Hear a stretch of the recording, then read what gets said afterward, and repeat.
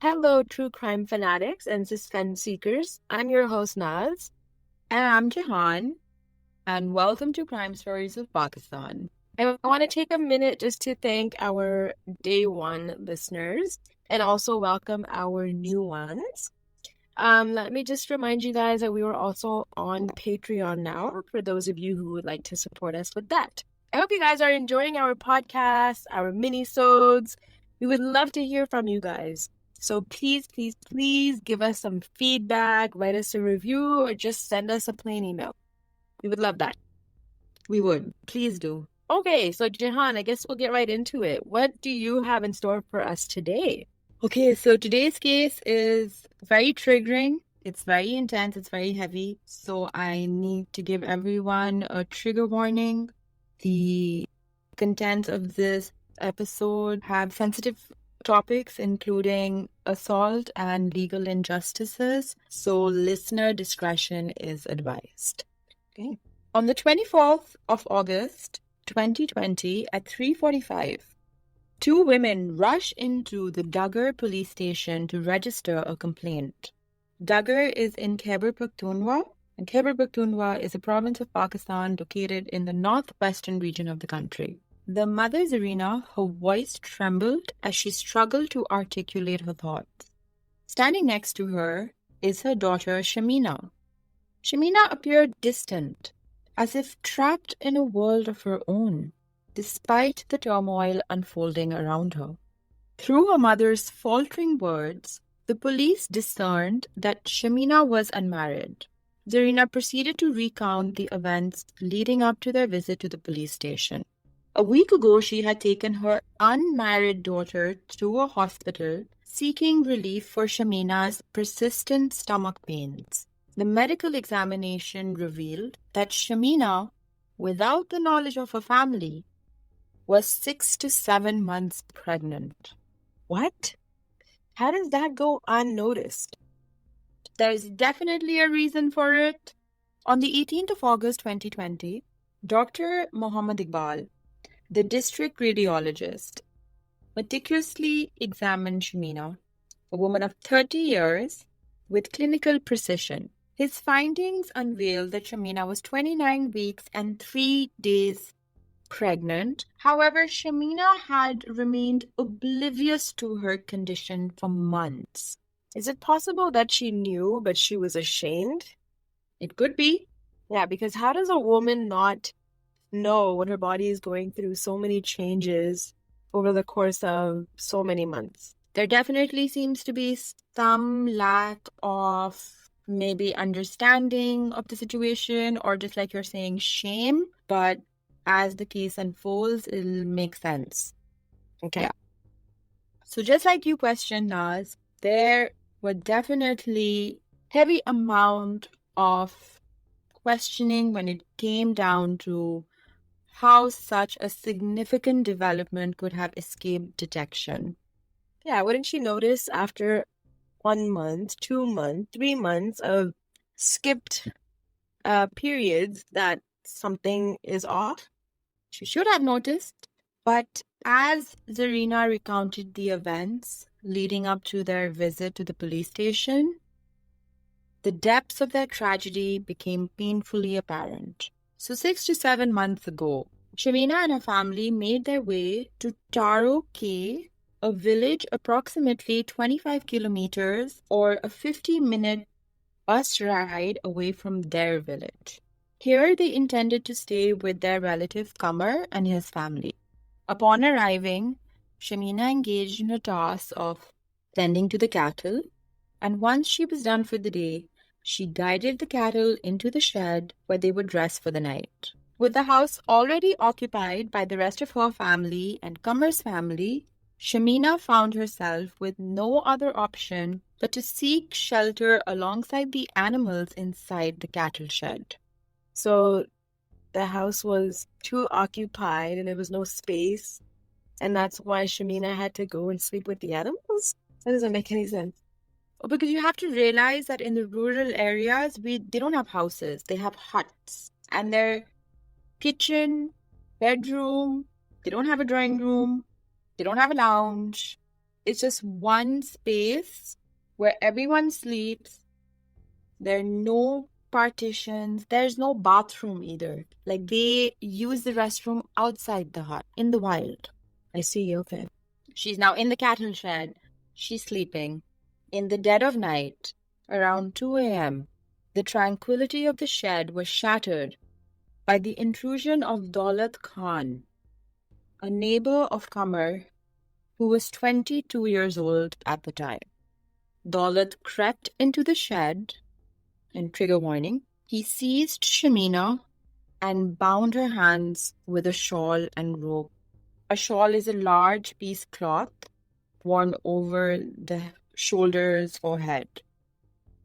So he tied her hands with the shawl and secured it with a rope.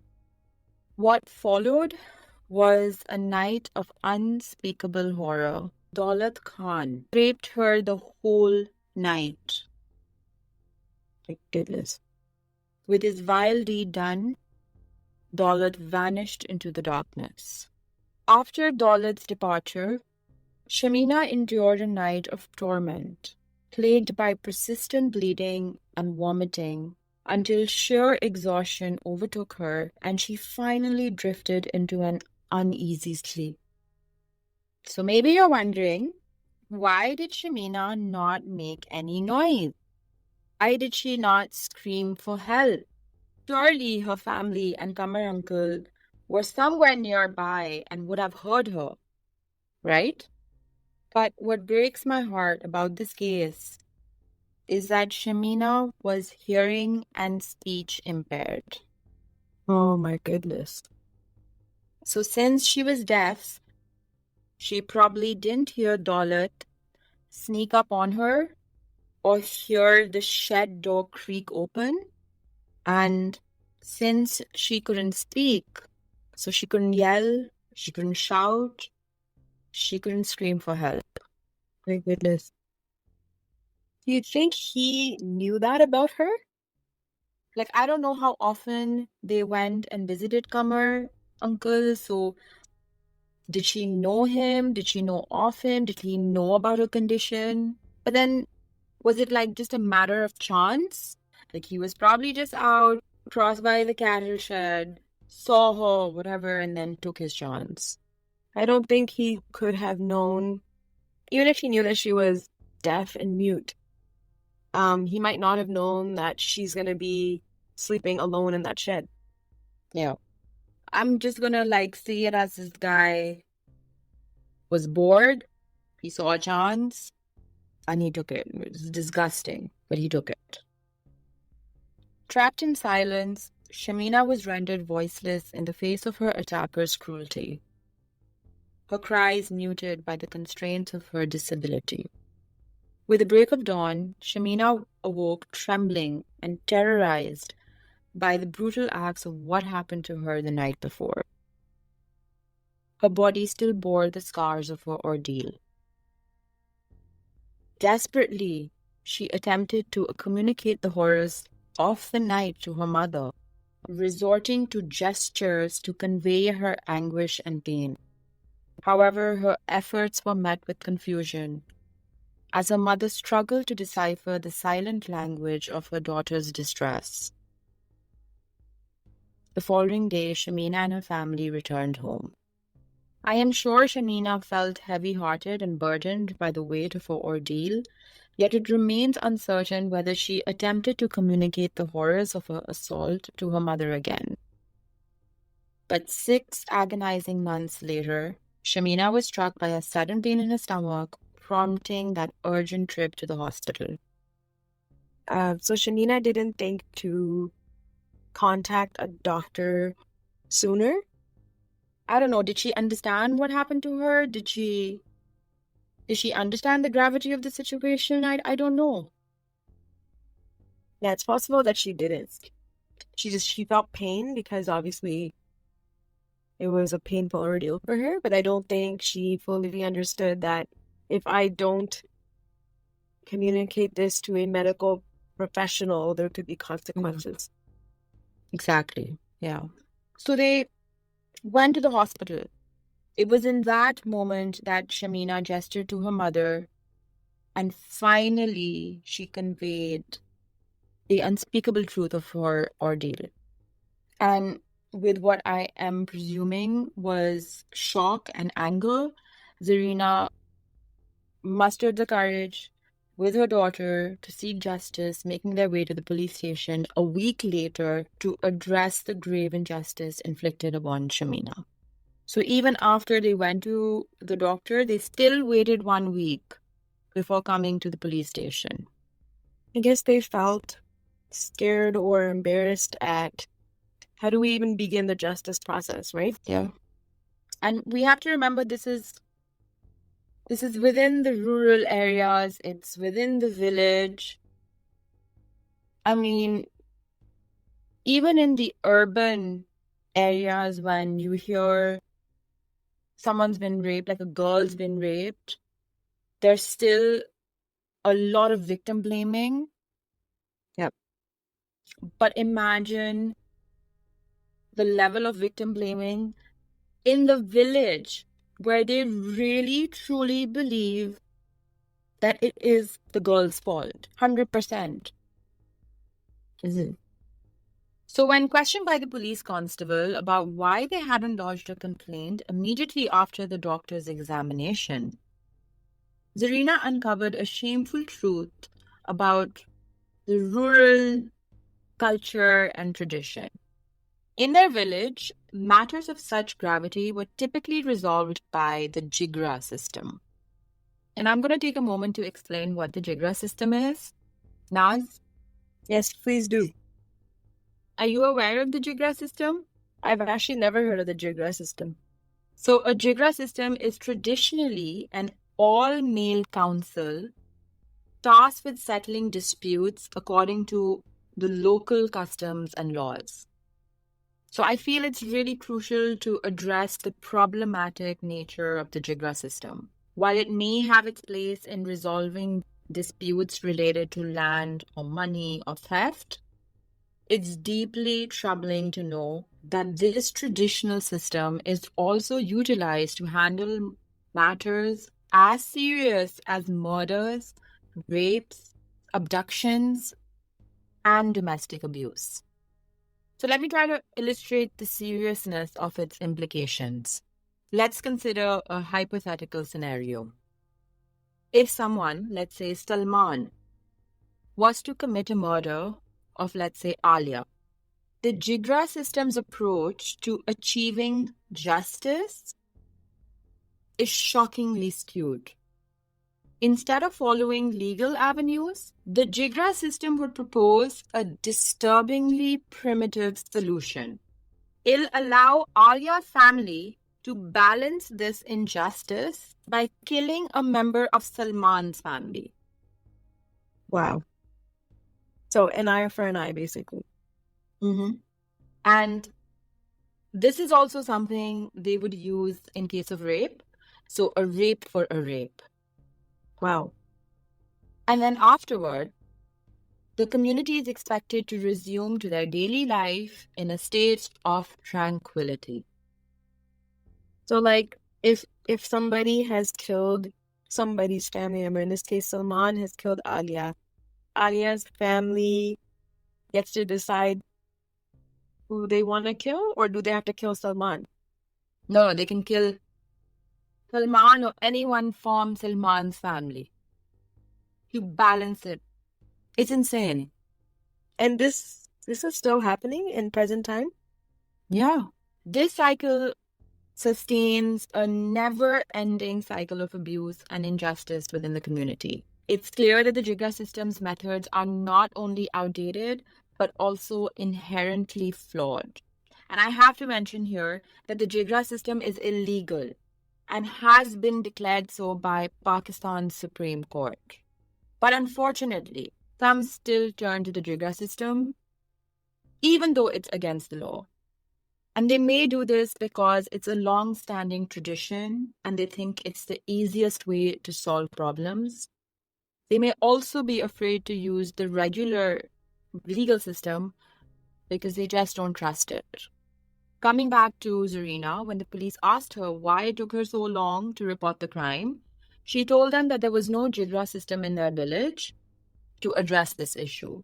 And then she also went on to say that she had no knowledge of the legal system and she was feeling lost and in a maze of uncertainty because she struggled to navigate the challenges of seeking justice for her daughter. Like she had no clue what needed to be done if she took this legally.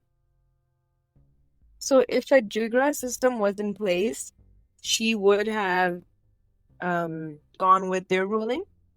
She would have not come to the police. We would have not known about this case. Wow.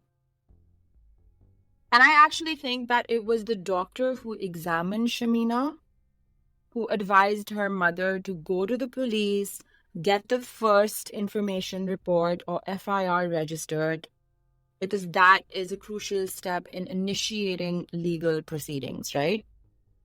It's really a shame to admit this, but people, the rural area and villages, they do not know about their options and their rights. And women like Zarina, women like Shamina are unaware of their rights as a woman. They have no clue about the legal system. So I can't even imagine how many cases aren't registered or worse are silenced by the use of the Jigra system. Yeah, this Jigra system is highly flawed, just like you mentioned. Going back to your question, you asked me if I had heard of this system. I have heard of a system where the villagers get together and usually men, always men, they make rulings or decisions on certain things that are impacting the community. But I never actually knew that they also make decisions regarding things this violent in nature. Like you said, murder or rape. Like these are definitely not issues that need to be taken lightly. And it's where you think that justice would be given. But if it's an eye for an eye system, in my opinion, that's not true justice. No, it's not. Pakistan's legal system also says this is not the legal way. But again, when you have lack of education, lack of awareness, when villagers don't even know their right, they don't know who to go to, who to approach. Like she didn't even know how to register an FIR or what an FIR requires. And I think the Jigra system is like, because it is made up of like you mentioned, all men, usually the elders of the community, nobody wants to cross that. Yeah, exactly. It seems very like dated. Like it seems like a practice that you would expect centuries ago. But the fact that it's still happening in certain parts of Pakistan, and like, you know what, I'm assuming it's happening in certain parts of other countries too, like rural areas of India or rural areas in Afghanistan. If it's still happening, it means that the society or the village, I guess, the people that live in these villages, there is a lack of education and there is a lack of wanting to see any sort of change, which is why this is continuing on and on and on for years and years. Yep. So I think it's important over here to point out that it's so important to create awareness about your rights as a woman, your legal rights, and the way to legally proceed in case you are put into such a situation.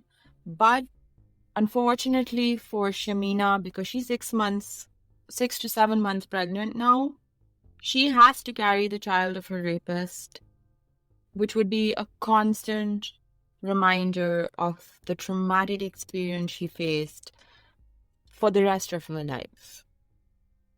And also the fact that she was not married and that was a known fact about her. Of course, this is going to create a lot of anger and quote unquote feeling of dishonor for herself and for her family. So the consequences of all of this just seem like they're layering upon each other, because not only does she have to go through with this, but then that's something she's going to have to carry for the rest of her life, of course. Yeah. And also society's views and judgment. Exactly. Yeah. Yeah, unfortunately. It's not just the fact that for the rest of her life, she's torn between a mother's love versus this child is the product of rape. But apart from that, just what you said, just society, the way they look at her, judgment attached to it, the dishonor attached to it. But it gets worse now. It's like, I'm already like hyperventilating, but it gets so bad. You will be so angry, but we have to wait to get there. Okay. One can only imagine what agony Shamina must have endured. And with that, I'm gonna step into the trial. Firstly, on the 5th of November, 2020, charges were finally brought against the accused. So just note that it took the police 4 months to prepare the charge sheet and arrest Daulat. Despite the evidence against him, Daulat pleaded not guilty and demanded a trial. Okay. And just in case you're wondering, during the torturous 4-month wait for the trial to start, did Shamina have a baby? The answer is yes. On the 9th of November 2020, she gave birth to a healthy baby boy. So then, obviously, there's DNA for where this child came from. Yeah. Wouldn't that prove the case right then and there? It just seems so open and shut. It does seem open and shut. But nope. Daulat's lawyer, like, there's a special place in hell for him. Mm-hmm. So during the trial, Daulat, despite the obvious evidence, claimed innocence, arguing that there was no proof against him. Furthermore, his disgusting lawyer callously dismissed the importance of DNA testing, claiming it was insignificant to the case. How is it insignificant when a rape resulted in the birth of a child? Exactly. I mean, you have a living, breathing, newborn baby. So basically what they're doing is they're gaslighting and they're trying to make it seem like she must have just slept with somebody and ended up having a baby. Or maybe she ran away with somebody and ended up having a baby, and it has nothing to do with Daulat. Exactly, yeah. I think the narration that they were going with is exactly what you said, unfortunately. So Daulat's lawyer defended his client by questioning Shamina's credibility, just like what you said, Naz. He baselessly insinuated that Shamina's delaying in filing the FIR was suspicious and casted doubt on her integrity. So for this, the report clarifies, quote, normally, delay is considered to create doubts about a case when it is used for deliberation, manipulation, maneuvering evidence, or settling some score of enmity or widen the net to implicate innocent person. However, in the instant case, the delay did not occur due to deliberation, etc., but due to the non-understanding of gestures of a female, quote, deaf and dumb, a person with disability, unquote. Further, the complaint in her initial report, as well in her statement, explained the delay as due to ignorance of legal complication and failure in private patch-up by the accused. Meaning they tried to settle this out of court? Mm-hmm. Mm-hmm. But I thought you said the Jigra system didn't exist, so how did they get a hold of this guy? Daulat's lawyer tried to patch up, but Zarina was like, no, we're going to court. Yeah. Hence, delay is natural and reasonable and in no way damages the prosecution's case, unquote. This was a quote from the report itself. Mm-hmm. And I just need to note over here that such tactics not only prolong the injustice Shamina faced, but also further undermine her credibility. Like, don't even entertain such tactics. Really. Then Daulat's lawyer persistently argued that the case was baseless since the victim didn't file the complaint herself. Rather, it was lodged by her mother. So does that really matter? Yeah, so for this, basically, the report says that typically the victim's statement is supported by circumstantial evidence, and that is basically sufficient for a conviction. But because Shamina is hearing and speech impaired, and because the report was filed by her mother, the court found it necessary to prioritize the evidence presented by the complainant, so her mother first, before considering Shamina's testimony and other circumstantial evidence. Okay. So Daulat's lawyer tried to use that, but fortunately, Shamina was able to provide a statement in court through Mr. Ikram, who was her interpreter. And after lengthy cross-examination by the defense, the judge ruled that there was no malicious intent or ulterior motive that could be proven on Shamina's part for the supposed false accusation. He goes on to say, quote, no female would like to stigmatize her whole life or the life of her daughter by leveling false charge of rape against innocent person, unquote. Then the defense attempted to shift the focus by stating that neither the dupatta nor evidence of alleged blood or vomiting were recovered. But thankfully, that tactic failed as well. Yeah, because that didn't get recovered. But what about the fact that there's still a baby, there's still a living, breathing person that is a direct product of the act that Shamina endured? Yeah, exactly. And I think from the start, Shamina's lawyer was pressing on the fact that we need to take a DNA test. But Daulat's lawyer was like using any loophole he could, using any way to kind of twist the situation and not bring it down to agreeing for a DNA test. But eventually, the request for a DNA test was granted, thankfully. On November 11, 2020, blood samples were taken from Shamina's baby and the accused. In the report, it said, quote, based on DNA typing results obtained by PCR analysis, it is concluded that Mr. Daulat Khan cannot be excluded as the biological father of newborn baby. The probability of paternity is 99.999999998. Okay, so basically it's 100% his child. Yeah. But despite clear DNA evidence pointing to Daulat as the biological father, his lawyer persisted on raising objections. One objection he raised was around the absence of an identification parade to confirm the accused's role in the offense. And just like a quick snapshot of what an identification parade is, it's when the police show a group of people, including the suspect, to the witness, and then the witness tries to pick out the person who committed the crime.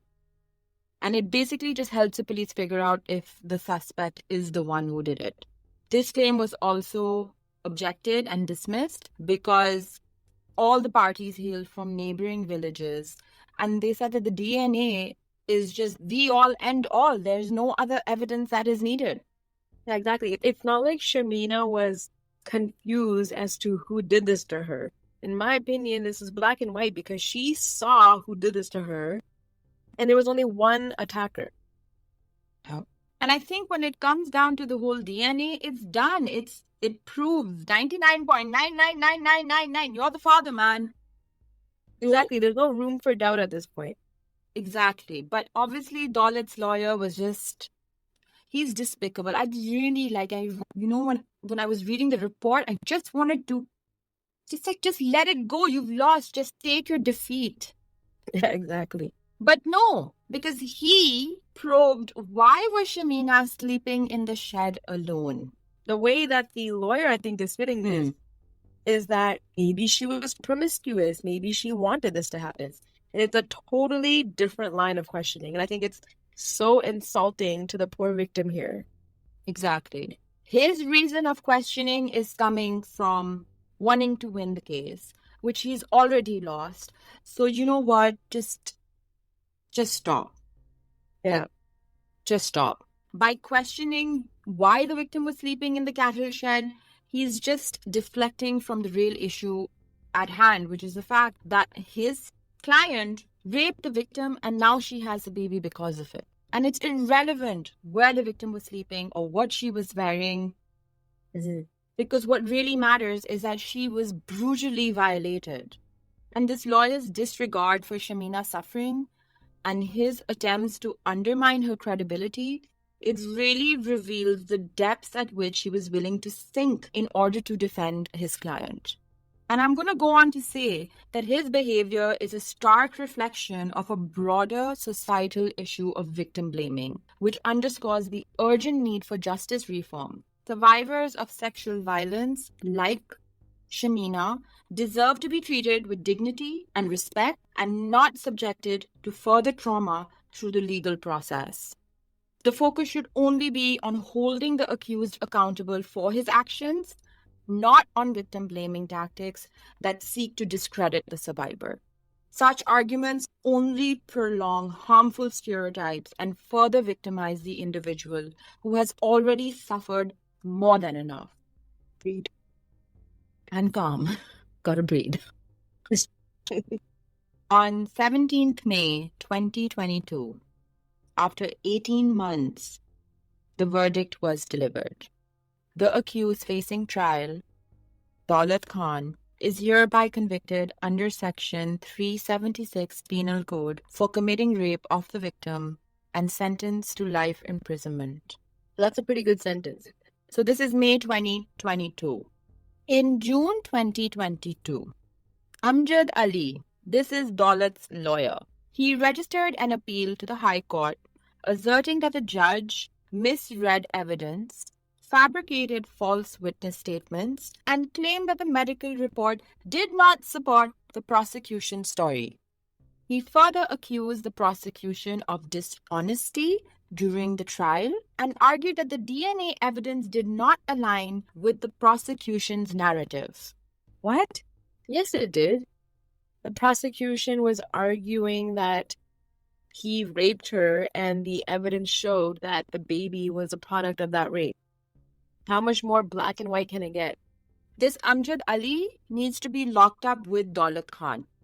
Yeah, that's what it seems like. And then he added 10 other points, which I'm not even going to bother going over. But then on 28th of December 2022, not even 8 months later, distressing news surfaced through the pages of Daily Pakistan. The Peshawar High Court acquitted Daulat Khan. Why? This acquittal came after an unsettling turn of events where the accused and the victim were legally married earlier in December following an out-of-court settlement facilitated by a local Jigra.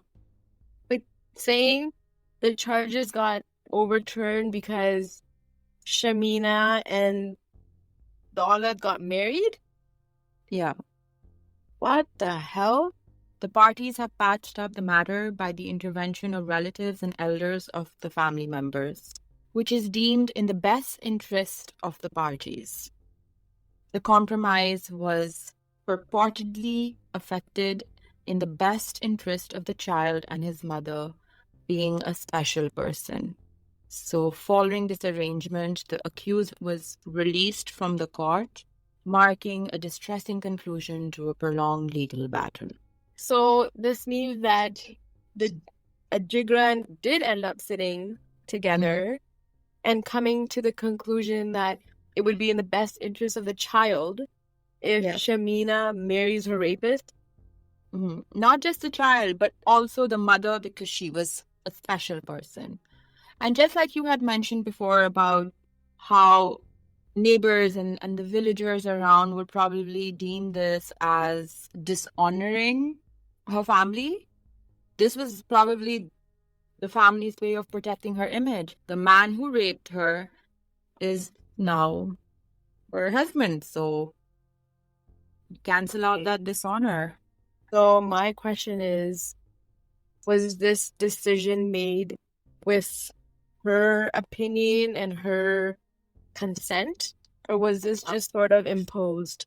No, I doubt it, because when the Jigra system is in place, the elders make the decision, and then nobody can overrule it, no one can question it, no one can go against it. It's like the legal system of the village. Because the actual judiciary, or like the actual legal body in Pakistan is aware that this happened, can't they do anything to intervene or to stop this from happening? If Shamina's family has reverted the FIR, then what can the police do? But they can nullify the marriage or say that it's not legal. If they retracted the case, then there is nothing the legal system can do. And I feel like this goes like already it was a violation for Shamina where she was raped, and that's a major violation.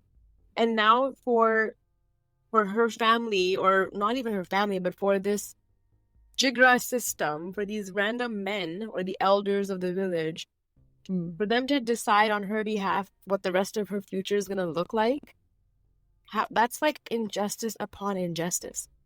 Yeah, I agree.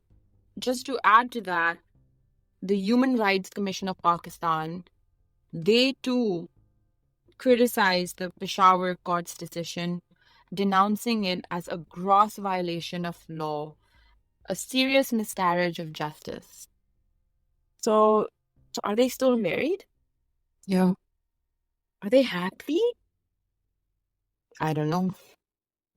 But we know for sure that they still are together. Yeah. God, I can't even imagine her having to see this man who violated her day in, day out, and have to call him her husband. And then have to share a house with him. And then extend her family, like have more kids with him. That's disturbing to another level, Jihan. I'm so disturbed by this case right now. Naz, you have no idea how I researched this case. My reaction is just as raw as it was when I initially researched it. I'm fuming. I'm just like, really? Is this it? I don't know. It's just, I'm sharing that same sentiment that you are right now, that same emotion. And the fact that you're telling me this is recent, like 2 years ago, yeah, it's shocking me even more. Yeah. It is unbelievable. That means then that this Jigra system is still happening today, and they still feel like these men still feel they have the right to make decisions on behalf of other people. Yeah. Even if I wish they had just asked her. And you know what? Maybe the answer would be, and to our surprise, that she agreed that would make more sense. Although I can't foresee that. But if she agreed and felt like, yeah, that's fine, I can accept him, it's better than the dishonor or whatever from society, then I would feel a little bit better knowing at least she knows what she's getting herself into.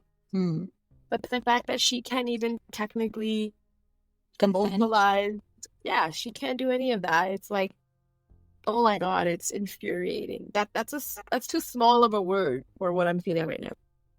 Yeah, I can understand. Oh, it's I told you it's a really heavy case.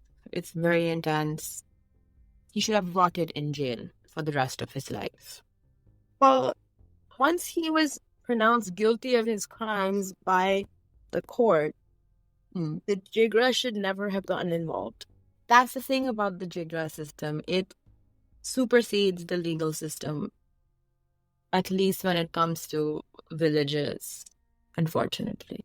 Like, I don't know, was Shamina's family paid off? Yeah. Was Shamina's family threatened? Did they have no choice but to retract their case and follow whatever the Jigra system had decided? Like, there's so many questions I still don't know the answers to. I think you're right. I think that could easily be what happened. That either they got threatened and they had to make this decision on behalf of their daughter, or they got paid off and they were like, well, we'll take the money. The damage is already done. So you're right. Yeah, I guess there's no real way to know. yeah. And I think, like, just keeping the whole aspect of this is the village. She's still living there. She is a special needs individual. So maybe this Amjad Ali used that, in scaring the parents. Like, who is going to marry her now? She has a son now. Who will marry her? Anyway, her marriage is such a question mark because she is with special needs. And now she has a child out of rape. Like, your best bet is to take back the case and let her marry her rapist. Yeah, and that goes back to the problem, the underlying problem of this case is the lack of education and understanding of a person's rights, a human being's rights. And also the fact that, like you said, in rural areas, this traditionally is how issues are resolved, where it's like an eye for an eye situation. In this case, it's not eye for an eye. This is probably what they would consider to be a best case scenario because the person who was wronged will accept the person that wronged them and they will live together as a happy family. So I don't think the Jigra feels like they've done anything wrong. In fact, they probably, in their eyes, feel like they did the absolute right thing. Absolutely, I agree. Because what is the alternative? Yeah. That there is none. There is none. Yeah. Ultimately, her family, whether she had brothers or her father, would at some point maybe not be able to live with that shame. And then they would have maybe killed her or killed the baby or killed both. Exactly. So, in that, if you think of it from that perspective, this is better than that. But still, I feel like this poor woman has been through the worst of the worst kind of injustices. Yeah. And obviously, there was a public outrage. I already mentioned the Human Rights Commission of Pakistan and how they call this a gross violation of law and a serious miscarriage of justice. They went on to passionately call on the state to challenge the verdict and stand firm in its dedication to women's rights, emphasizing the vital importance of justice prevailing despite societal pressures and outdated dispute resolution methods, aka the Jigra system. Pakistani human rights activist Taira Abdullah expressed her outrage, especially at the inhumanity of forcing a disabled woman to marry her rapist. She emphasized the need for Pakistan's rape laws to be amended, suggesting that rape should be treated as a crime against the state rather than just against an individual. According to Taira Abdullah, by doing so, it would prevent any form of settlements, forgiveness, or financial agreements imposed on vulnerable victims.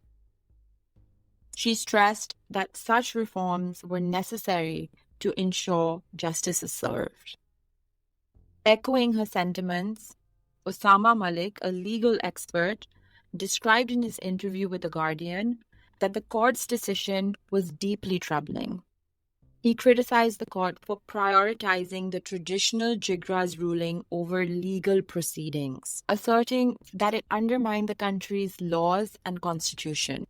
Osama Malik emphasized, quote, while Pakistan's women protection laws have been improved over the past 2 decades, the mindset of the judges applying these laws remains medieval.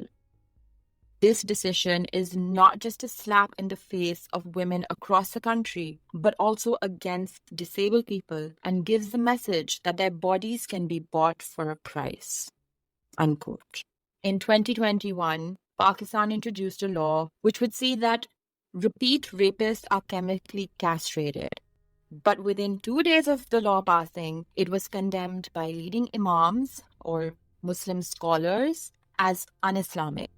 I wish the ruling of repeat rapists being castrated was still in play.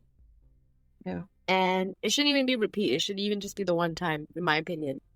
And the fact that imams or scholars are saying it's un-Islamic, what about the act itself? What about the person you're defending and saying that something un-Islamic shouldn't be done to them? Well, is rape Islamic? It's not.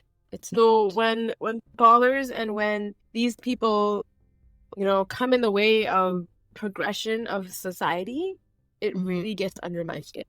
It's like we took a step forward and then 10 steps back. Exactly. It's also a slap on the judiciary because clearly this outdated, like Osama said, medieval system that supersedes the law.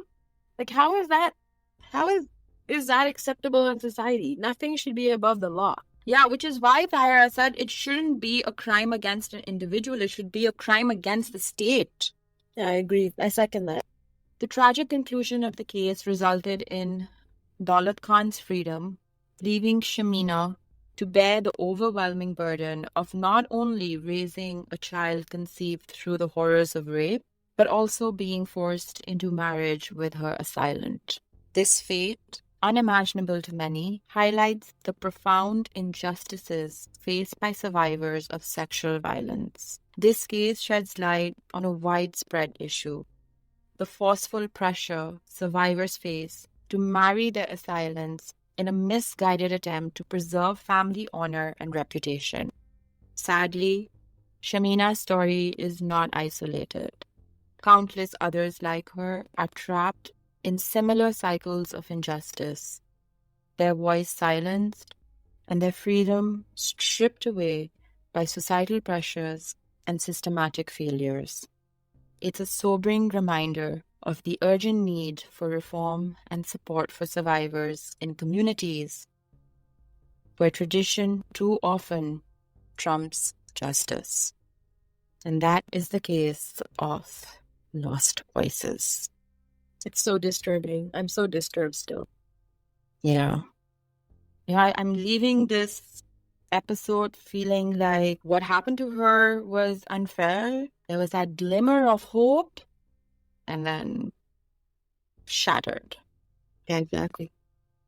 And I guess the worst part of it all is that, like you mentioned, this is one case. I'm sure there are thousands and thousands that we don't even know about because they were never registered. And the Jigra system basically made their own rulings, and people in the community are forced to have to live with the ruling. And that's the end of that. Yeah, it's tragic. Like, had Zarina not filed an FIR, would we have known about Shamina's case? Absolutely not. Like, it really motivates me to research and put out more episodes about the Jigra system, which if you guys want, you need to leave a comment and let us know if that's what you want. One of the things that I think you and I pride ourselves on is the fact that as a true crime podcast, we're first of all highlighting Pakistani cases, which for some odd reason never got the attention that they deserve. And also the fact that there's stuff happening in the country that is so hush-hush and so unknown to even the average Pakistani that we're trying to bring awareness so that maybe through, education, maybe through talking about it, maybe through even just knowing, some kind of change could occur. Our mission is to bring awareness to cases that are less known. And I feel like this Jigra system has opened up almost a treasure chest of cases and incidences that I'm sure the average Pakistani does not know about.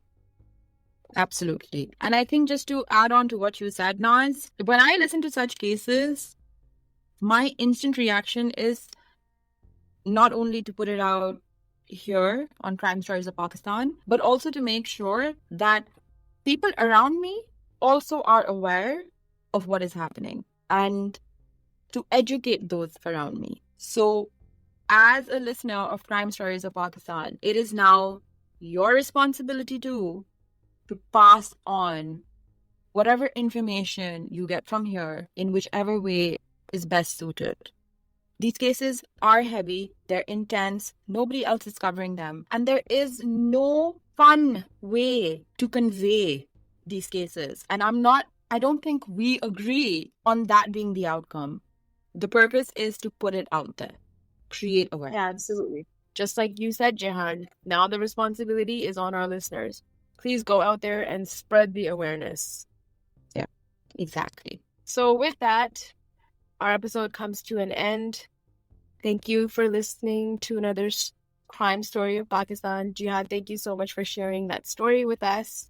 Please subscribe, like, follow, share in whatever platform you're using to listen to us. Please leave a comment on our Instagram, a rating, a review. And sorry, just please look after yourself because this is a very intense case. I hope that once you're done with this case, you do whatever you need to kind of energize yourself because it does kind of suck you. You do feel that, Naz, don't you? It just really pulls you.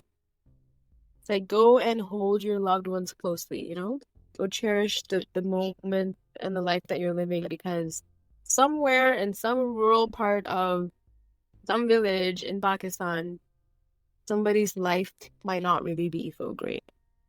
Yeah. Thank you for joining Crime Stories of Pakistan with your hosts, Jehan and Naz. And like always, curiosity is the compass that guides us through life's mysteries, urging us to explore, discover, and understand the world around us.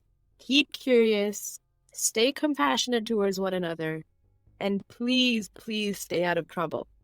Until next time. Bye-bye. Bye.